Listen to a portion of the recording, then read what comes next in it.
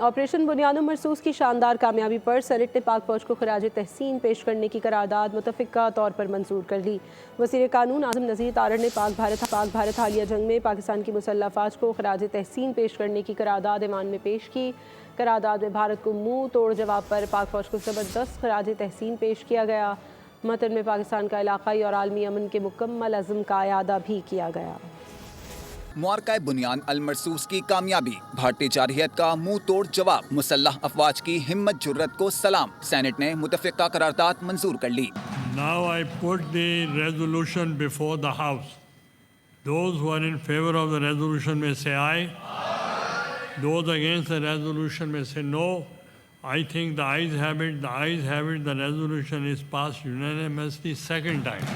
وزیر قانون اعظم نذیر تارڑ نے سینٹ میں قرارداد پیش کی، جسے متفقہ طور پر منظور کر لیا گیا۔ اعظم نذیر تارڑ نے کہا کہ اللہ پاک نے کرم کیا، اس کا شکریہ۔ پاکستان کی مسلح افواج نے خطے میں اپنی طاقت منوا لی۔ اللہ تعالیٰ نے ہمیں عزت دی ہے، اللہ تعالیٰ نے پاکستان کی افواج کی جو طاقت ہے ریجن میں وہ منوانے کا موقع دیا۔ قرارداد میں آپریشن بنیاد المرصوص کی کامیابی سے تکمیل پر افواج پاکستان کو خراج تحسین پیش کیا گیا۔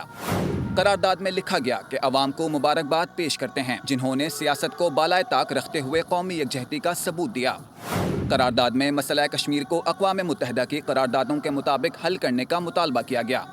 قرارداد میں سندھ طاس معاہدے کی معطلی کو مسترد کر دیا گیا۔